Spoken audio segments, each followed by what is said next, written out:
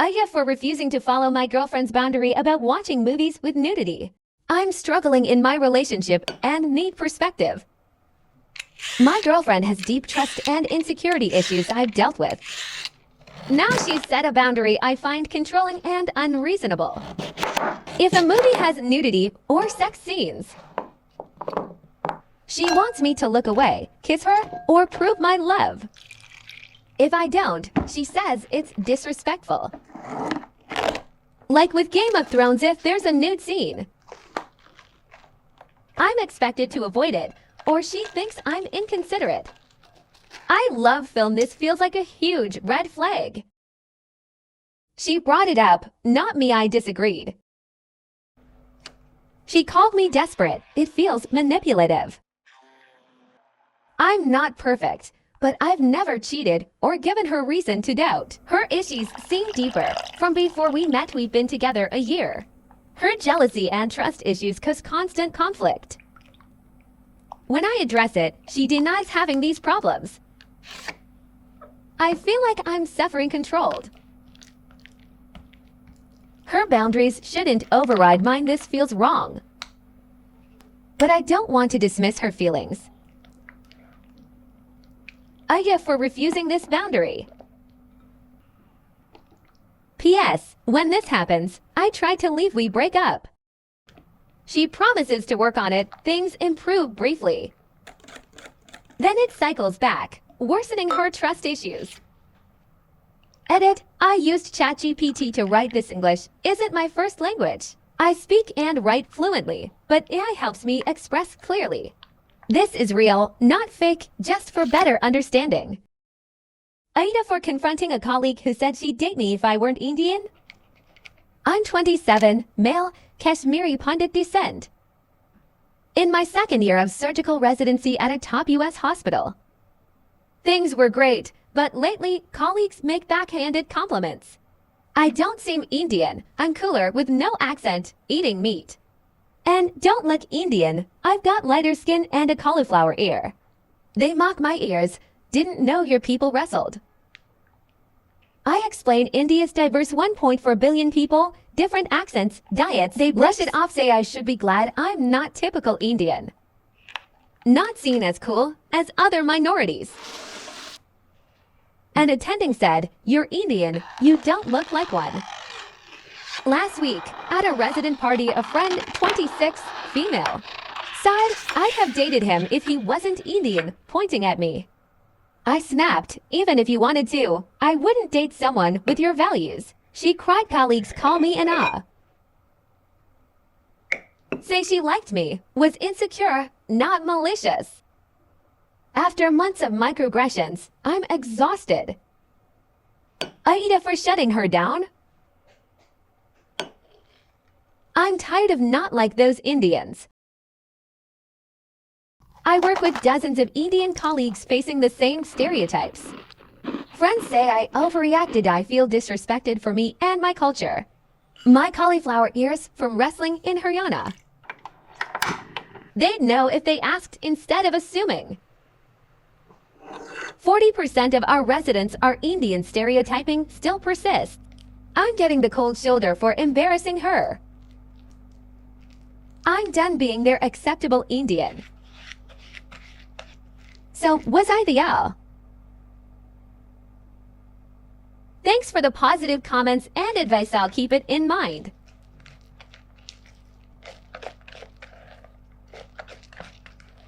Update 1. AITH for not serving as much food as my dinner guests want. Excrements hitting the fan. I thought Polly didn't use Reddit. But Melissa told an online friend about my 14-layer lasagna.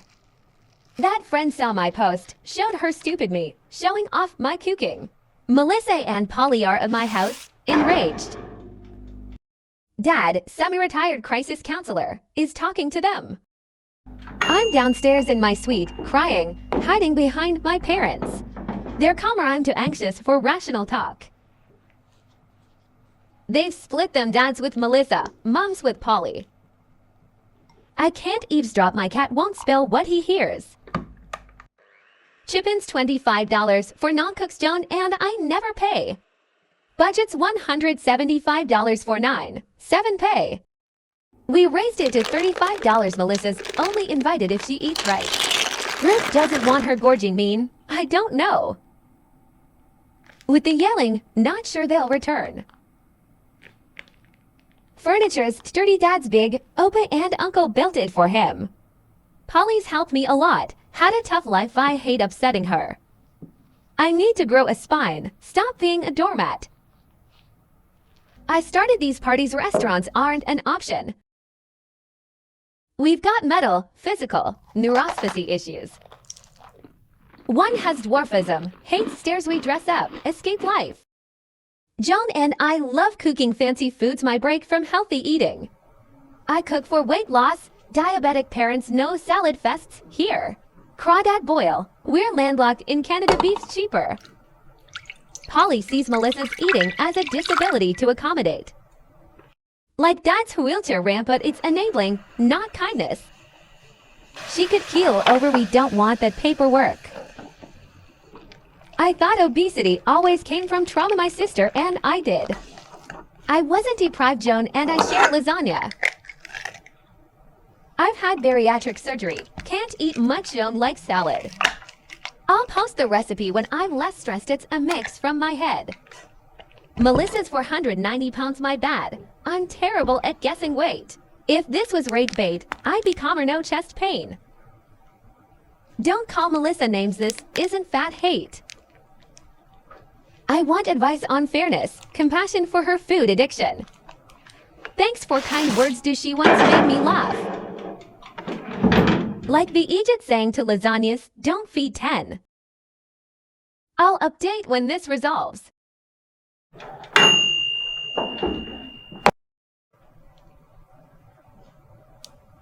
Aida for breaking up with my boyfriend because he developed huckle fetish. I ended a 5-year relationship recently. He became fixated on sharing me with other men.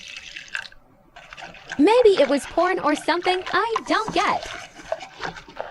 But he was obsessed with fulfilling his fantasies. We truly loved each other, best friends even. Which made sharing deep secrets easy. It started with dirty talk during sex. He wanted me to play the baddie, talk about exes, past experiences. It got intense. He only got turned on by that.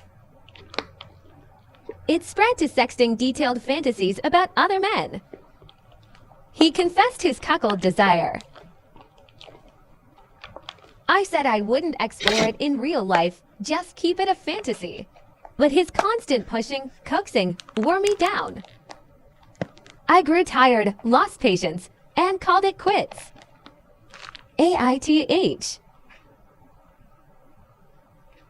AITA for speaking the truth about my sister and her husband. Even though my family says I ruined everything.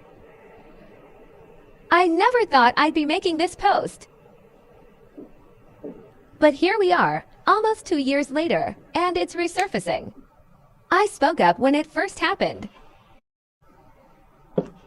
I made the police report, provided evidence, did what I had to. My sister and her boyfriend were arrested. But now she tried to flee to Mexico, and it's all coming back. My family has turned against me. People started tagging me, asking, "Is this your sister?" So I made a video on TikTok, Instagram, YouTube, and Facebook, just to put the truth out there.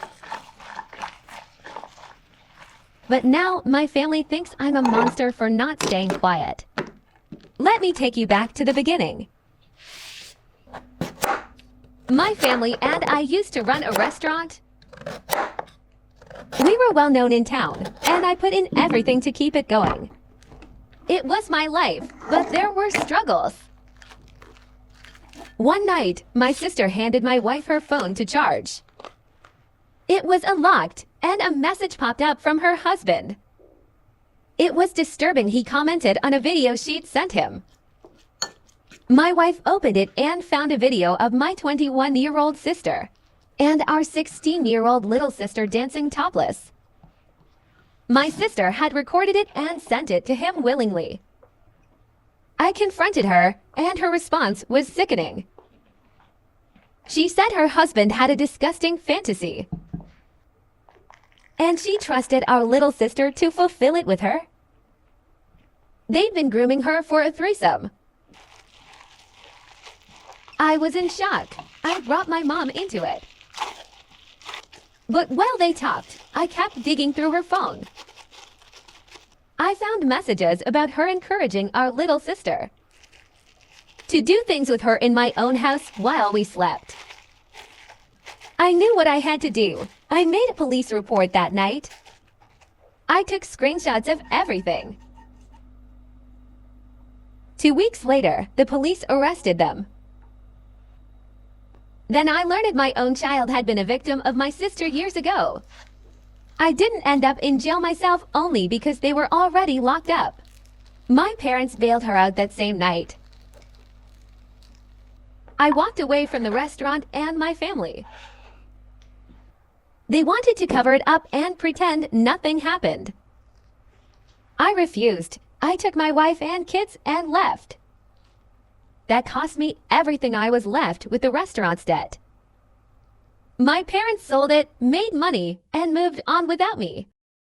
They even opened a new business and asked me to help. I said no and cut off all communication. My wife and kids are my only family now. Nothing, not even blood, will make me compromise my values. 2 years later, my sister tried to flee to Mexico after probation.